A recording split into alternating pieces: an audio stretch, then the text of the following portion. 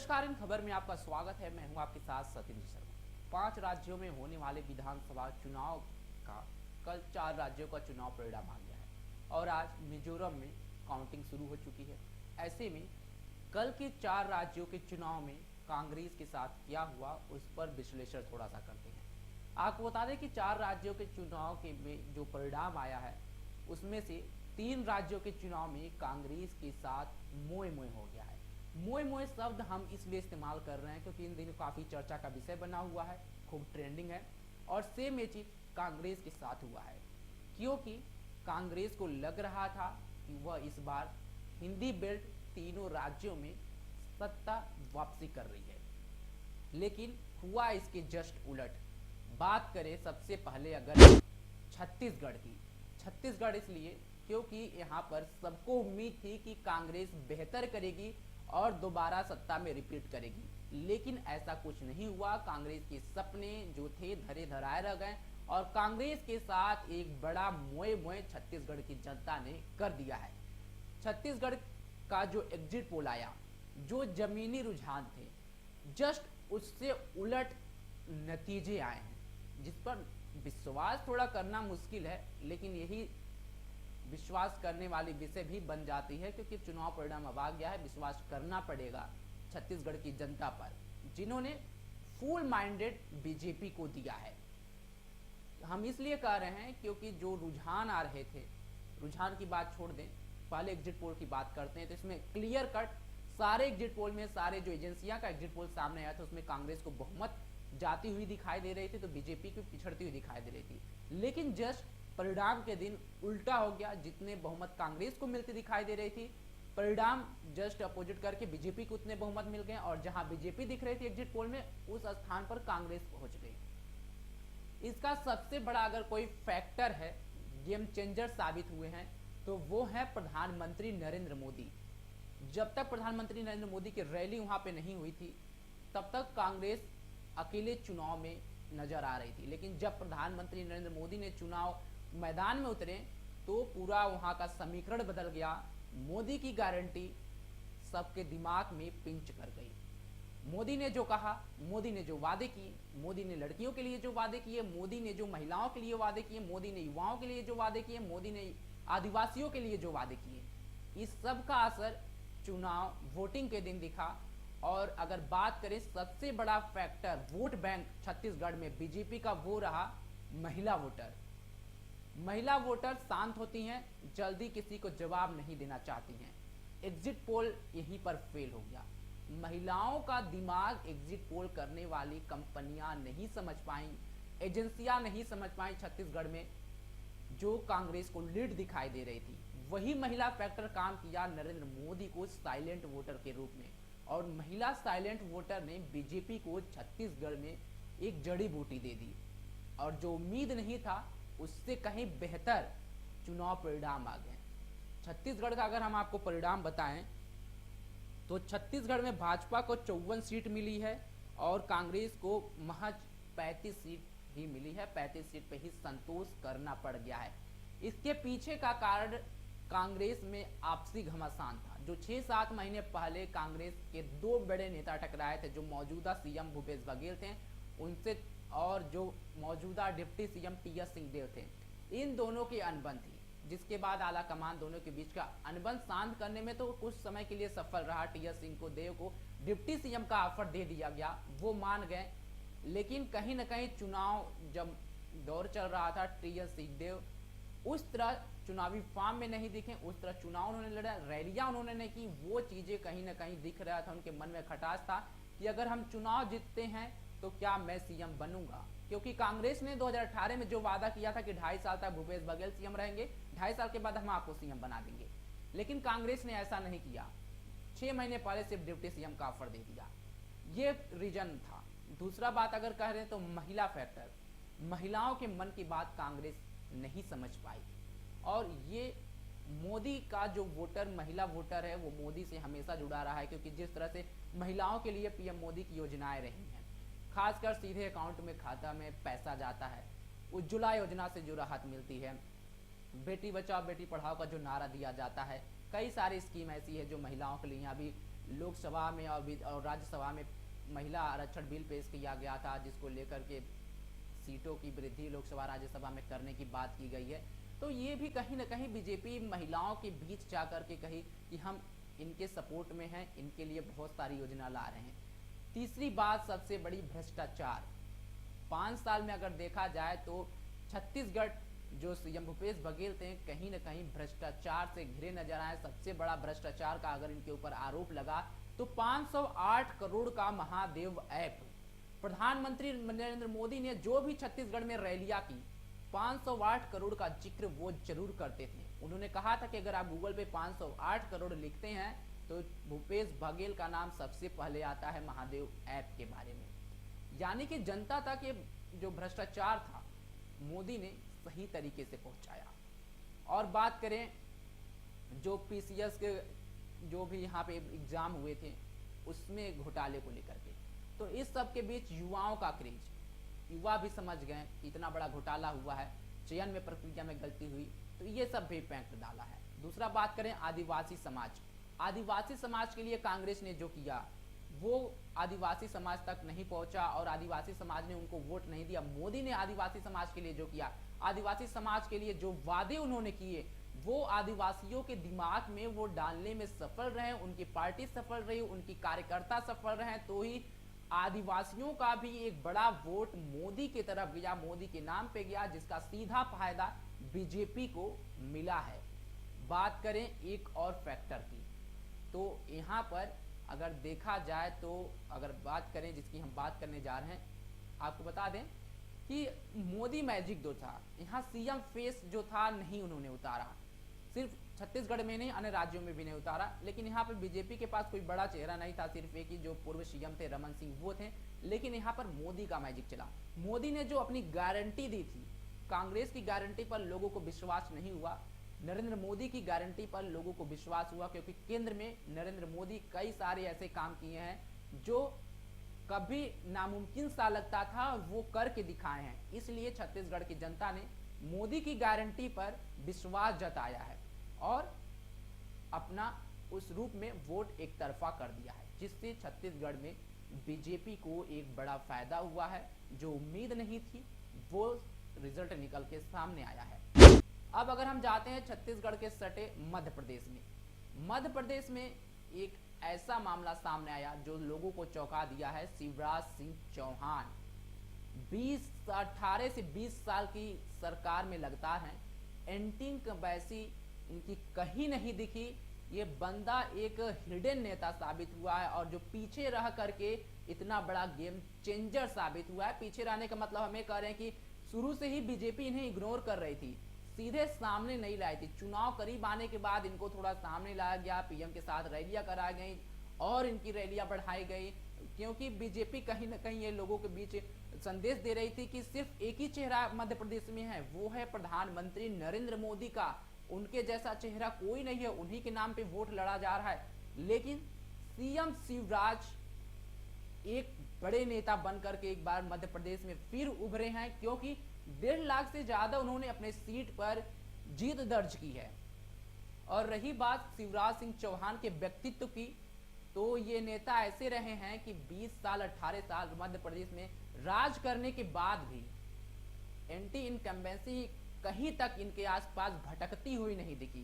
तभी 150 से ज्यादा सीटों पर मध्य प्रदेश में बीजेपी ने कब्जा किया है। एग्जिट पोल में जो दिखाया गया रहा था, एग्जिट पोल पूरा सही आया है। बीजेपी तक अब पढ़ने में नाकाम रही है जनता की बात, क्योंकि बीजेपी को विश्वास नहीं हो रहा है कि वह अभूतपूर्व जीत मध्य प्रदेश में 20 साल या 18 साल के बाद कैसे कर सकती है। लेकिन जो तमाम सारी एजेंसियां थी, खासकर टुडे चाणक्य की, वह जनता की बात पढ़ने में कहीं ना कहीं सफल हुई है। इस वजह से इतना सारा जो बहुमत मिला है, रिकॉर्ड बहुमत मिला है मध्य प्रदेश में बीजेपी को, ये जनता ने उसे एक गिफ्ट दिया है, जीवनी एक और दे दी है। और अगर बात करें मध्य प्रदेश की, तो दूसरा गुजरात बनते जा रहा है मध्य प्रदेश। ये ऐसा राज्य बनते जा रहा है जहां पर बीजेपी को हरा पाना विरोधियों के लिए नामुमकिन हो गया है। गुजरात में जहां एक तरफा हर चुनाव में बीजेपी लगातार जीतती आ रही है, पूर्ण बहुमत से सरकार बना रही है, वही हाल अब मध्य प्रदेश में हो रहा है। गुजरात में प्रधानमंत्री नरेंद्र मोदी थे, उनके बाद भी अभी भी लगातार जारी है। तो मध्य प्रदेश में शिवराज सिंह चौहान है और शिवराज सिंह चौहान के नेतृत्व में बीजेपी लगातार आगे बढ़ रही है, हारने का नाम ही नहीं ले रही है। विपक्ष के पास कोई काट नहीं है मध्य प्रदेश में कि बीजेपी को किस तरह से हराया जा सके, किस तरह से एंटी कंबेंसी का लाभ उठाया जा सके। विपक्ष आस पास नहीं भटक रही है। पहले एमपी का रिजल्ट आपको बता देते हैं। अगर बात करें मध्य प्रदेश के रिजल्ट की तो 230 सीट हैं। 230 सीट में बीजेपी को 163 सीटों पे जीत हासिल हुई है। यह छोटी मोटी जीत नहीं है, ये बड़ी जीत है, मानना पड़ेगा। यहाँ पे शिवराज सिंह चौहान की योजनाओं को, जिस तरह से लाडली बहन योजनाओं का उन्होंने घर घर पहुंचाया, कई सारे योजनाएं चुनाव से चंद महीने पहले 1200 रुपया, 1400 रुपया महिलाओं के खाते में भेजे, वो कहीं न कहीं महिला वोटरों के दिमाग में गया कि हाँ, सरकार से सीधे पैसा हमारे अकाउंट में आ रहा है, जिसका सीधा लाभ मिल रहा है। लाडली बहन योजना और शिवराज के लिए कहा जाता है कि मध्य प्रदेश के मामा है और हमेशा महिलाओं के बीच उनका क्रेज रहा है। महिलाएं हमेशा उनको अपने एक भाई के तौर पर देखी है, महिला हो या लड़कियां, वो हमेशा शिवराज सिंह चौहान को एक मुख्यमंत्री के रूप में नहीं देखी है, अपना बड़ा भाई के रूप में देखी है। और शिवराज सिंह चौहान भी हमेशा उन्हें अपनी बहन कहते हैं, अपनी बेटी कहते हैं और मंच से उनके लिए प्यार दुलार वाली बात भी करते हैं। कल चुनाव जीतने के बाद महिलाओं ने उनके लिए गाना भी गाया था कि फूलों का तारों का सबका कहना, 1000 में मेरे भैया हैं। तो कहीं न कहीं महिलाओं में शिवराज सिंह चौहान का एक बड़ा क्रेज देखा गया है, जिससे महिला वोटर सीधे सीधे बीजेपी की तरफ आ गई। प्रधानमंत्री मोदी का जो महिला वोटर है वो तो सही है, लेकिन मध्य प्रदेश में शिवराज सिंह चौहान का खुद अपना महिला वोट बैंक है, जो कभी खिसकने वाला लग नहीं रहा है कि अब वहां से कभी खिसकेगा। ये बात मध्य प्रदेश में शिवराज सिंह ने कल के परिणाम के बाद तो साबित कर दिया है। और जिस तरह से कल का परिणाम आया मध्य प्रदेश में, सबको चौंका दिया। कांग्रेस की अगर बात करें यहाँ पे तो सबसे बड़े हार के कारण बन करके निकले हैं कमलनाथ। कमलनाथ ने कांग्रेस की लुटिया डुबो दी है और मध्य प्रदेश में कांग्रेस के साथ कमलनाथ ने मोए मोए कर दिया है। मोए मोए यहाँ पे भी हम इस वजह से शब्द इस्तेमाल कर रहे हैं क्योंकि आला कमान का यहाँ कुछ नहीं चला। कमलनाथ ने अपने हिसाब से टिकट बांटे, पूरी जिम्मेदारी अपने चुनाव में लिया और जिस तरह से इंडी गठबंधन हुआ था उसे भी कई बार गलत अभद्र भाषा का प्रयोग किया, जिसका जनता के बीच गया कि जब ये आपस में एकजुट नहीं है तो हमारा क्या कर सकते हैं। जिस तरह से अखिलेश यादव के ऊपर कमेंट किए गए, मायावती के पार्टी के ऊपर कमेंट किए गए, कमलनाथ एक अलग घमंड में दिखे, किसी की बात नहीं सुने, अपने मन मुताबिक टिकट दिए। जो जमीनी रुझान थे, जो कांग्रेस के लोग जमीनी हकीकत आला कमान तक पहुंचा रहे थे कि हाँ इनको टिकट दो, ये समीकरण बन रहा है, यहाँ से हम चुनाव जीत रहे हैं, इस नेता को दिया जाए टिकट, उस पर कोई काम नहीं हुआ कमलनाथ की जिद की वजह से। और मध्य प्रदेश में हार की जिम्मेदारी कमलनाथ को लेनी पड़ेगी और कांग्रेस को भी सोचना होगा कि कब तक युवाओं को मौका से दूर रखा जाए और सिर्फ बुजुर्गों को आगे किया जाए। क्योंकि कमलनाथ जहां रैली करने गए कहीं कहीं वो थकान की वजह से पूरी रैली में गिरते रहे, उम्र एक बड़ा हो चुका है तो एक्टिव नजर नहीं आए हैं, कमजोर लगते हैं, बीमार रहते हैं। तो कहीं ना कहीं अब कांग्रेस को नए चेहरे पर दाव खेलने की जरूरत थी, जो कांग्रेस ने बिल्कुल नहीं किया है। और कांग्रेस के लिए सबसे बड़ा अगर मध्य प्रदेश में कोई हार का कारण रहा है तो वो सिर्फ और सिर्फ कमलनाथ है। इससे ज्यादा बड़ा कोई हार का कारण मध्य प्रदेश में कांग्रेस के लिए नहीं दिख रहा है। अब चलते हैं राजस्थान की तरफ।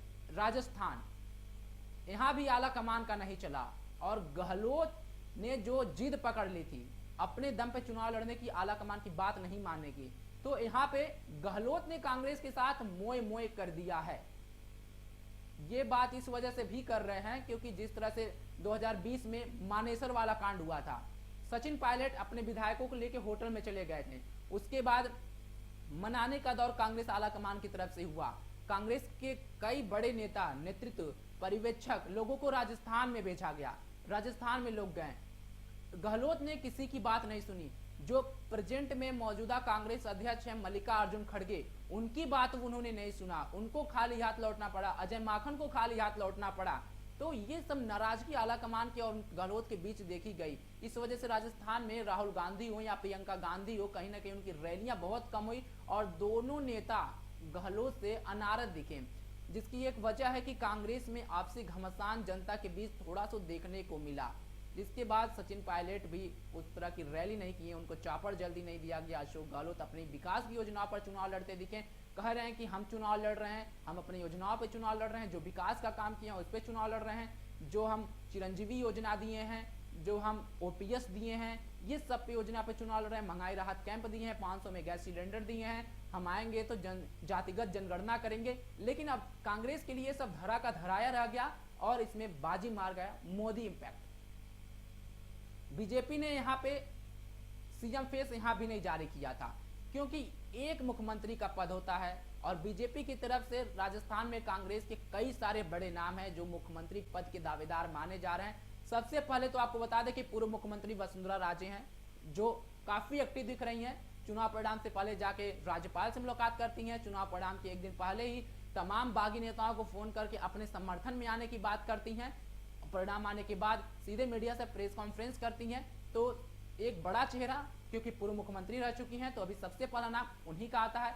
दूसरा नाम जाए तो एक और नाम सब जो पब्लिक डोमेन में है, जो जनता पसंद कर रही है, बाबा बालकनाथ, उनका नाम सामने आ रहा है मुख्यमंत्री के रूप में। तीसरी की तरफ जाया जाए तो बाबा किरोड़ी लाल मीणा, जो राज्यसभा सांसद थे, सवाई माधोपुर से उन्होंने चुनाव लड़ा और चुनाव जीत गए, वो भी सामने आ रहे हैं। अगर यहाँ पे चौथे उम्मीदवार की बात की जाए तो दिया कुमारी, जो पहले राज्यसभा से सांसद थी, अब विद्याधर नगर जयपुर की सीट से चुनाव जीत गई हैं, उनका भी नाम सामने आ रहा है। अगर यहाँ पे पांचवें उम्मीदवार की बात की जाए तो यहाँ पे लोकसभा सांसद भी हैं और लोकसभा अध्यक्ष भी हैं, ओम बिरला कोटा से हैं, उनका भी कहीं ना कहीं सामने नाम आ रहा है। राज्यवर्धन राठौर का नाम सामने आ रहा है। राजेंद्र, अगर बात करें यहाँ पे नेता प्रतिपक्ष, तो उनका भी थोड़ा बहुत नाम सामने आ गया। लेकिन एक और नाम सामने आ रहा है जो केंद्रीय मंत्री है, गजेंद्र सिंह शेखावत, जोधपुर से सांसद है, उनका भी सीएम फेस में नाम सामने आ रहा है। तो राजस्थान में बीजेपी के लिए चुनाव तो जीत गए हैं, लेकिन मुख्यमंत्री पद के लिए उनको अभी बड़ा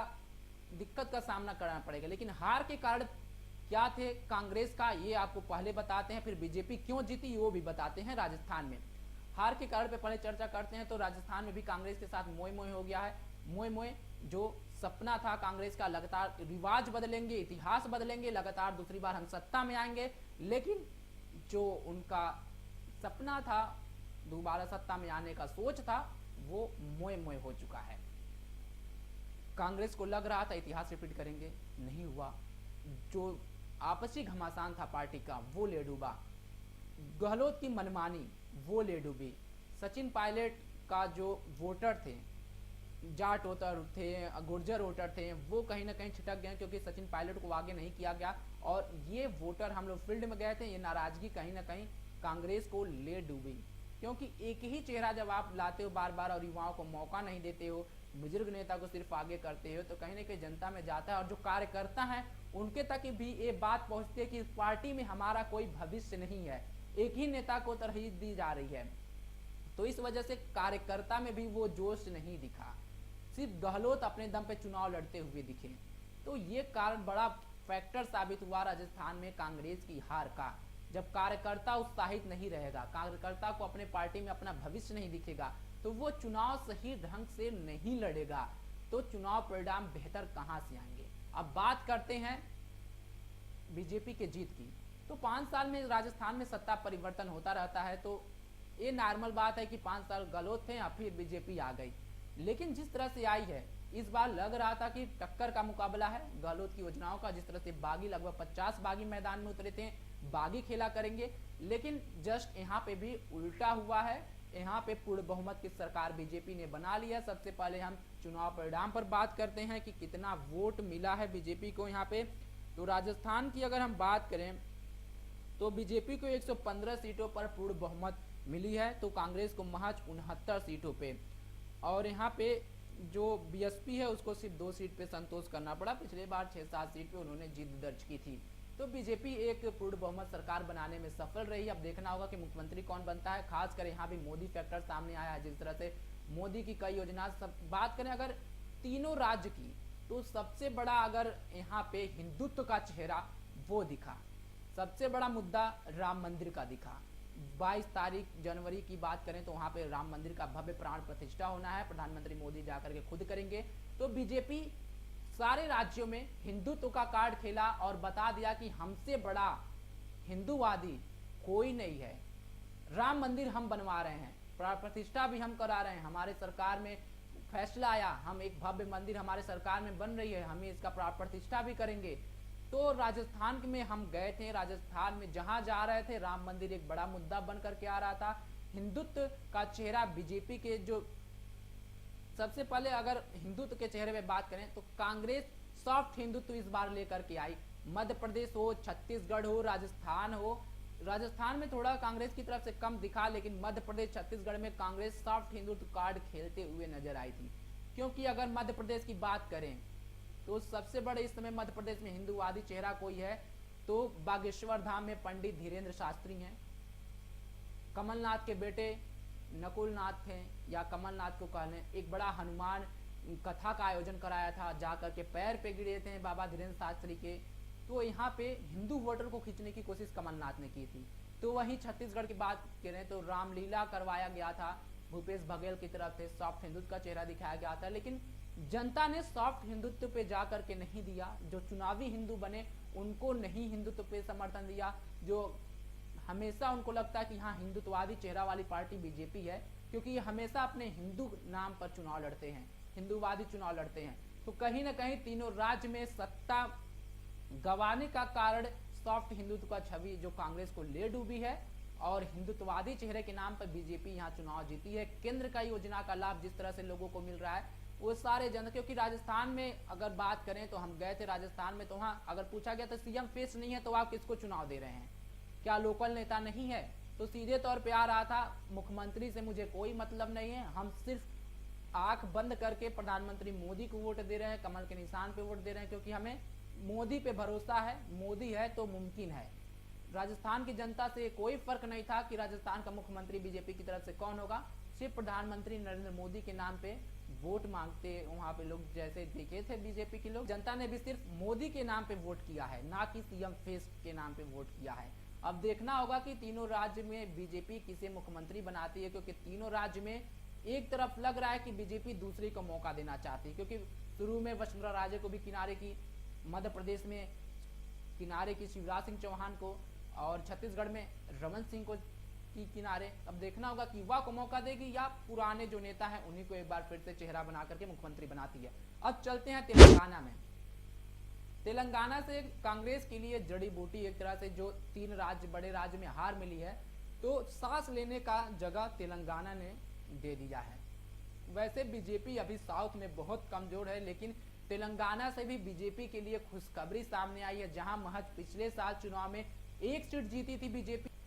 आपको तेलंगाना चुनाव का रिजल्ट पहले बताते हैं। तेलंगाना में कांग्रेस ने एक पूर्ण बहुमत की सरकार बनाने जा रही है। 64 सीटों पर मतदान, माफ करिएगा 64 सीटों पर जीत हासिल हुई। तेलंगाना में 119 विधानसभा की सीट है, जिसमें से कांग्रेस ने यहाँ पर पूरे बहुमत का आंकड़ा भी पार कर लिया है, 64 सीट पे जीती है। तो वहीं BRS केसीआर की जो पार्टी है 39 सीटों पर जीत दर्ज की है। बुरी हार हुई है केसीआर की, कांग्रेस उससे कहीं दोगुना सीट पे कब्जा किया यहाँ पे, और बीजेपी 8 सीट लाने में सफल हुई। बीजेपी के लिए सबसे बड़ा गेम चेंजर साबित हो रहा है साउथ की राजनीति में, जहां महज 2018 के चुनाव में एक सीट बीजेपी अपने नाम की थी, जो विधायक थे टी राजा सिंह।